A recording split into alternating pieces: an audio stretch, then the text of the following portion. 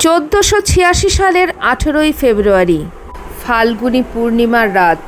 চরাচর ভেসে যাচ্ছে জ্যোৎস্নার আলোয়।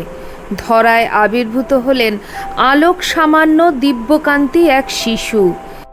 এই শিশুই ক্রমে মুসলমানি শাসনের দোলাচাল থেকে কৃষ্ণপ্রেমে ক্রমমুক্তির পথ দেখাবেন বাঙালিকে।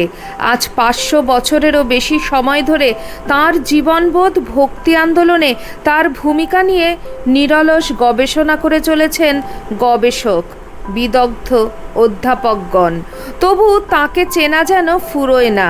জিজ্ঞাসু মন ডুব দিতে চায় অজানা খবর সন্ধানে। স্থিরমতি বালক নিমাইয়ের চৈতন্যদেব হয়ে ওঠার পেছনে কারিগর কারা? 500 বছর পরেও নেপথ্যে রয়ে গেলেন কোনজন? চৈতন্য মহাপ্রভুর লীলা সংবরণের বিষয়ে আজও এত ধোঁয়াশা কেন? এই ধরনের শত প্রশ্নের জন্ম হয় চিদাকাশে। অন্বেষণ যতই বাড়ে তার স্বরূপ ততই প্রকাশিত হয়। মহাপ্রভুর জন্ম সময়ে ব্রাহ্মণ্য ধর্মের শক্তি বৃদ্ধি, বৈশ্য শ্রেণীর আর্থিক প্রতিপত্তি বৃদ্ধি সমান্তরালে চললেও শূদ্র শ্রেণী চিরাচরিত বর্ণাশ্রম প্রথার অভিশাপ বয়েই বেড়াচ্ছিল। তখনও তারা অস্পৃশ্য। চৈতন্য মহাপ্রভুই প্রথম মানবিক যুগপুরুষ, যিনি ব্রাহ্মণ, চণ্ডাল, ধনী, দরিদ্র সকলকে এক বলয়ে নিয়ে এলেন বৈদান্তিক নিয়মকানুনকে নস্যাৎ করে। শ্রী চৈতন্য মহাপ্রভু শ্রী রাধিকা এবং শ্রীকৃষ্ণের মিলিত তনু বা সম্মিলিত রূপ। এটি গৌড়ীয় বৈষ্ণব দর্শনের একটি মূল ভিত্তি। শাস্ত্রীয় গ্রন্থসমূহে, বিশেষ করে শ্রী চৈতন্য চরিতামৃত এবং বিভিন্ন পুরাণে এর সুস্পষ্ট প্রমাণ ও ব্যাখ্যা পাওয়া যায়।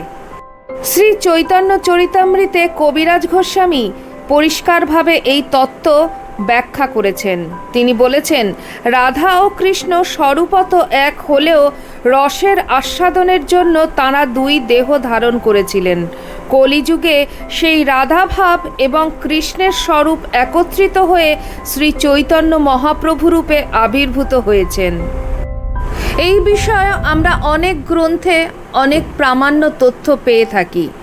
তবে আজকে আমার আলোচনার বিষয় চৈতন্য মহাপ্রভুর মৃত্যু রহস্য।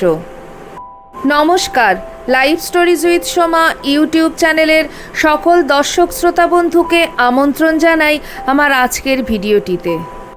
খুন নাকি আত্মহত্যা? সত্যি কি জগন্নাথ দেবের দারু বিগ্রহে বিলীন হয়ে গিয়েছিলেন তিনি, নাকি তার শবদেহ ভাসিয়ে দেওয়া হয়েছিল পুরীর সমুদ্রে?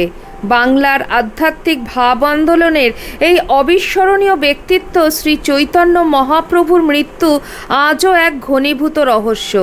আসলে ঠিক কীভাবে মৃত্যু হয়েছিল তার, এ প্রশ্নের কোনো সদুত্তর আজও মেলেনি। অথচ চৈতন্যদেবের মৃত্যু রহস্য নিয়ে গবেষণা করতে গিয়ে রহস্যজনকভাবে খুন হয়ে যান চৈতন্য গবেষক ডক্টর জয়দেব মুখোপাধ্যায়। সেই খুনেরও কোনো কিনারা হয়নি। বেশ কিছুদিন আগে আমি একটি ভিডিওতে এই সম্পর্কে বিস্তারিত আপনাদের সাথে শেয়ার করেছিলাম। চাইলে ভিডিওটি দেখে নিতে পারেন। যারা এই বিষয়ে জানতে চান, আশা করি অনেক কিছুই জানতে পারবেন। বহু বছর ধরে এভাবেই আড়ালে অন্ধকারে রয়ে গেছে চৈতন্য মহাপ্রভুর মৃত্যু রহস্য।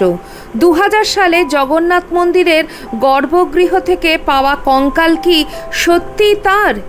উচ্চতার সাদৃশ্য তো একটি কথাই জানান দিয়ে যায়, খুন। পুরীর অদূরে সারঙ্গ দুর্গে কারা নিয়ে গিয়েছিল চৈতন্যদেবকে? যদি খুনি হন তিনি, তাহলে হত্যাকারী কে? মধ্যযুগে যে কয়টি চৈতন্য জীবনী কাব্য লেখা হয়েছে, সেখানেও চৈতন্যদেবের মৃত্যু নিয়ে কবিরা নীরব। তথ্য প্রমাণের হদিশ খুঁজতে খুঁজতে একটার পর একটা অঙ্ক মেলানোর পর রহস্যের জট তাহলে এতদিনেও খুলল না কেন? ইতিহাসবিদ নিহার রঞ্জন রায় চৈতন্য গবেষক ডক্টর জয়দেব মুখোপাধ্যায়কে একটি চিঠিতে লিখেছেন, মহাপ্রভু চৈতন্যদেবকে গুমখুম করা হয়েছিল পুরীতেই এবং তার দেহের কোনো অবশেষের চিহ্ন রাখা হয়নি কোথাও, এবং তা হয়নি বলেই 3টি কিংবদন্তি প্রচারের প্রয়োজনও হয়েছিল। ওই গুম খুনের সমস্ত ব্যাপারটাই একটা বহুদিন চিন্তিত এবং বহুজন সমর্থিত চক্রান্তের ফল। কে বা কারা এই চক্রান্ত করেছিলেন আমার অনুমান একটা আছে, কিন্তু তা বলতে পারবো না, কারণ এখনও আরও কিছুদিন বেঁচে থাকতে চাই। নিহার রঞ্জন রায়ের এই বক্তব্য থেকে স্পষ্টই বোঝা যাচ্ছে চৈতন্যদেবের হত্যা রহস্য নিয়ে বিতর্কিত মন্তব্য করলে প্রাণনাশের সম্ভাবনা ছিল প্রবল, কিন্তু একই সঙ্গে নিহার রঞ্জন রায়ের চৈতন্যদেবের গুম খুনের তত্ত্বটিও ভাবনার রসদ যোগায়। এই বক্তব্যে বলা হচ্ছে তার দেহের কোনো অবশেষই অক্ষত রাখা হয়নি, কিন্তু 2000 সালে আর্কিওলজিক্যাল সার্ভে অফ ইন্ডিয়ার পক্ষ থেকে কয়েকজন প্রত্নতাত্ত্বিক জগন্নাথ মন্দিরের সংরক্ষণ করার সময় মন্দিরের গায়ের এক প্রাচীরের মধ্য থেকে খুঁজে পান এক অস্বাভাবিক লম্বা মানুষের কঙ্কাল, উচ্চতায় যা প্রায় 6.5 ফুট।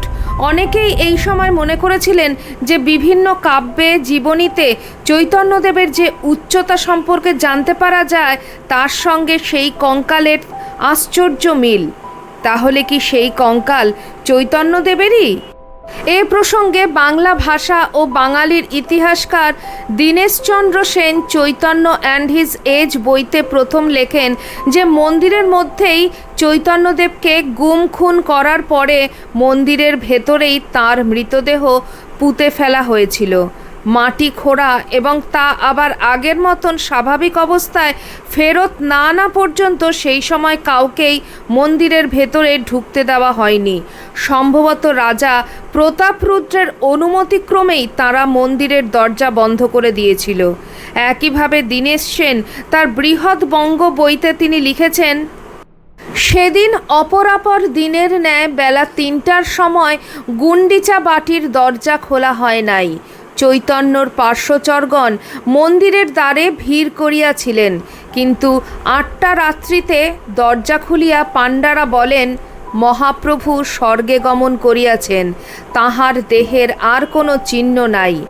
বেলা 3টা হইতে রাত্রি 8টা পর্যন্ত সেই গৃহে পাণ্ডারা খিল লাগাইয়া কি করিয়াছিলেন? মন্দিরের মধ্যেই দেববিগ্রহের প্রকোষ্ঠ সংলগ্ন বৃহৎ মণ্ডপের এক কোণে তাহাকে সমাধি দেওয়া হয়। প্রতাপরুদ্রের অনুমতি লইয়াই সম্ভবত ঐরূপ করা হইয়াছিল। যেহেতু উক্ত পুস্তকের একখানিতে লিখিত হইয়াছে বহু পুষ্পমাল্য সেই মন্দিরের গুপ্তদ্বার দিয়া তখন লইয়া যাওয়া হইয়াছিল। পুরীর পাণ্ডাদের মধ্যে আর একটি ভীষণ প্রবাদ প্রচলিত আছে, তাহা আমি তথায় শুনিয়াছি। জগন্নাথ বিগ্রহ হইতেও চৈতন্যের প্রতিপত্তি বেশি হওয়াতে পাণ্ডারা নাকি গোপনে তাহাকে হত্যা করিয়াছিল। অদ্ভুত লাগে ভাবতে, সেই কঙ্কাল পাওয়ার পরে তা নিয়ে কিন্তু খুব বেশি চর্চা হয়নি। একটা অদৃশ্য সুতোর টানে সমগ্র ঘটনাটাই চাপা পড়ে যায়। দৈনিক সংবাদপত্রগুলিও ওই ঘটনা ছাপতে অস্বীকার করে, কিন্তু কেন? সন্দেহ থেকেই যায়। তবে হত্যাই যদি হয়ে থাকে, যদি সত্যি চৈতন্যদেব খুন হয়ে থাকেন, তাহলে সেই খুনের মোটিভই বা কী? অনেকেই বলেন পাণ্ডারা মনে করেছিলেন শ্রী চৈতন্যদেব নাকি সুলতান হোসেন শাহের চর, মুসলমানের চর, ফলে হিন্দুত্বের জিগির তুলে তাকে হত্যা করে পাণ্ডারা। আবার অনেকে বলেন এই হত্যার পেছনে দায়ী উড়িয়া ও বাঙালির বিবাদ। জয়ানন্দ মধ্যযুগে শ্রী শ্রী গৌরসুন্দর নামে যে কাব্য লিখেছিলেন তাতে তিনি বলছেন যে রথের সামনে নৃত্য করতে করতে ইটের টুকরোর আঘাতে তার পা ক্ষতবিক্ষত হয় এবং পরে সেই ক্ষত থেকেই ধনুষ্টঙ্কার রোগের কারণে শ্রী চৈতন্যদেবের মৃত্যু হয়। জয়ানন্দের চৈতন্যমঙ্গল কাব্যেও এই ঘটনা বর্ণিত আছে। জয়ানন্দ তাঁর কাব্যের এক জায়গায় লিখছেন, আশার বঞ্চিত রথ বিজয়া নাচিতে, ইটাল বাজিল বাম পায়ে আচম্বিতে, চরণে বেদনা বড় ষষ্ঠীর দিবসে, সেই লক্ষ্যে টোটায় শয়ন অবশেষে। এখানে রথযাত্রার সময় ইটের আঘাতে ক্ষতবিক্ষত পা নিয়ে টোটা গোপীনাথের মন্দিরে ছিলেন এবং সেখানেই সেপ্টিসেমিয়া রোগে আক্রান্ত হয়ে চৈতন্যদেবের মৃত্যু হয় বলে ধরে নেওয়া যেতে পারে। আবার ঈশ্বর দাস তাঁর চৈতন্য ভাগবতে লিখেছেন যে চন্দন যাত্রার সময় ভাবাবিষ্ট চৈতন্যদেবের হাত থেকে চন্দনের পাত্র পড়ে যায়। জগন্নাথকে চন্দন দেওয়ার সময় তিনি জগন্নাথ দেবের ব্যাপ্ত শ্রীমুখে প্রবেশ করেন এবং ক্রমে ক্রমে জগন্নাথ দেবের দেহে লীন হয়ে যান। বিভিন্ন ওড়িয়া গ্রন্থেও শ্রী চৈতন্যের এই রূপ লীন হয়ে যাওয়ার কথা স্বীকৃত হয়েছে। এই জগন্নাথ বিগ্রহের সঙ্গে লীন হয়ে যাওয়ার সঙ্গেই পুরীর মন্দিরের গর্ভগৃহে চৈতন্যদেবকে বন্দি করে মেরে ফেলার কাহিনীও প্রচলিত রয়েছে। অনেকেই মনে করেন শ্রী চৈতন্যদেবকে জগন্নাথ মন্দিরের গর্ভগৃহেই পাণ্ডারা বন্দি করেছিলেন আর তারপর তাঁর বিগ্রহে লীন হয়ে যাওয়ার খবর প্রচার করে সম্ভবত সরিয়ে নিয়ে যাওয়া হয়েছিল সারঙ্গর দুর্গে। মহানদী এবং প্রাচী নদীর নিকটবর্তী এই সারংপুর দুর্গটি উড়িষ্যার সেনাপতি গোবিন্দ বিদ্যাধরের নিয়ন্ত্রণে ছিল এবং এখানে উড়িষ্যার দক্ষিণাঞ্চলের মহারাজ প্রতাপরুদ্রের প্রভাব খুব একটা ছিল না। এই সারঙ্গর দুর্গেই সম্ভবত শ্রী চৈতন্যদেবের মৃত্যু হয়। কৃষ্ণদাস কবিরাজ এবং জয়ানন্দ তাঁদের কাব্যে শ্রী চৈতন্যদেবের বৃন্দাবন যাত্রার বর্ণনা করতে গিয়ে লিখেছেন, প্রসিদ্ধ পথ ছাড়ি প্রভু উপপথে চলিলা, কটক রাহিনা করি বনে প্রবেশিলা। এই পংক্তি থেকে অনুমান করা যেতে পারে যে বৃন্দাবন অভিমুখে যাত্রাকালে তিনি সম্ভবত অন্যত্র কোথাও চলে গিয়েছিলেন। তাহলে কি বনের মধ্যেই ছিল সেই সারঙ্গর দুর্গ? তিনি কি একাই ছিলেন নাকি তাকে জোর করে বন্দি করেই নিয়ে যাওয়া হয়েছিল বনের মধ্য দিয়ে? অদ্ভুতভাবে চৈতন্য জীবনীকারেরা কোথাও তাদের কাব্যের মধ্যে চৈতন্যদেবের মৃত্যু নিয়ে কোনো স্পষ্ট মন্তব্য করেননি। তারা এ বিষয়ে সকলেই নীরব। তবে অনেক ঐতিহাসিক যেটা স্বীকার করেছেন তা হলো চৈতন্যদেবের জীবনের শেষ দিকে তার বিরোধী অনেক গোষ্ঠী গড়ে উঠেছিল সেকালের বাংলায়। এই চৈতন্য বিরোধিতারই এক নিদর্শন সম্ভবত চৈতন্যদেবের এই রহস্যময় মৃত্যু। আবার চৈতন্য চরিতামৃত গ্রন্থে কৃষ্ণদাস কবিরাজ লিখেছেন যে চৈতন্যদেব সম্ভবত দিব্য উন্মত্ত অবস্থায় সমুদ্রের মধ্যে হেঁটে যেতে থাকেন এবং ধীরে ধীরে সাগরের অতল গভীরে ডুবে যান। তবে এই সাগরে ডুবে যাওয়ার কাহিনীর সঙ্গেই এক জেলের কাহিনীও জুড়ে আছে। অনেকের মুখে মুখেই প্রচলিত রয়েছে যে সেই জেলে নাকি তার জাল দিয়ে মাছ ধরার সময় তার জালের মধ্যে শ্রী চৈতন্যদেবের দেহ উঠে এসেছিল, যা ছিল লম্বায় প্রায় 6.5 ফুট থেকে 7 ফুটের মধ্যে। জেলেটি তখন তার দেহ ডাঙায় তুলে বালি পরিষ্কার করে দেয় এবং তার অনুগামীরাও এই সংবাদ পেয়ে ছুটে আসেন। দীর্ঘক্ষণ ধরে তারা হরিনাম সংকীর্তন করেন শ্রী চৈতন্যদেবের কানের কাছে। অনেকক্ষণ পরে জ্ঞান ফিরে আসে তার। ফলে এই কাহিনী থেকে শ্রী চৈতন্যদেবের মৃত্যুর পরিবর্তে পুনরায় বেঁচে ওঠার সম্ভাবনার কথা জানা যায়। 1533 সালে চৈতন্যদেবের মৃত্যু হয়েছে বলে ইতিহাসে লিপিবদ্ধ রয়েছে। ফলে এত বছর পরে এই রহস্যের কিনারা পাওয়া সত্যই দুষ্কর। কিন্তু বাংলার সমাজ সংস্কৃতির ইতিহাসে আজও শ্রী চৈতন্যদেবের মতন এক মহান যুগপুরুষের মৃত্যুকে ঘিরে রহস্য ঘনীভূত রয়েছে। আজকে আমার ভিডিওতে মহাপ্রভু শ্রী চৈতন্যদেবের অন্তর্ধান রহস্য সম্পর্কে আপনাদের সঙ্গে আলোচনা করলাম। আপনাদের ভিডিওটি কেমন লাগলো অবশ্যই আমাকে কমেন্ট সেকশনে কমেন্ট করে জানাবেন।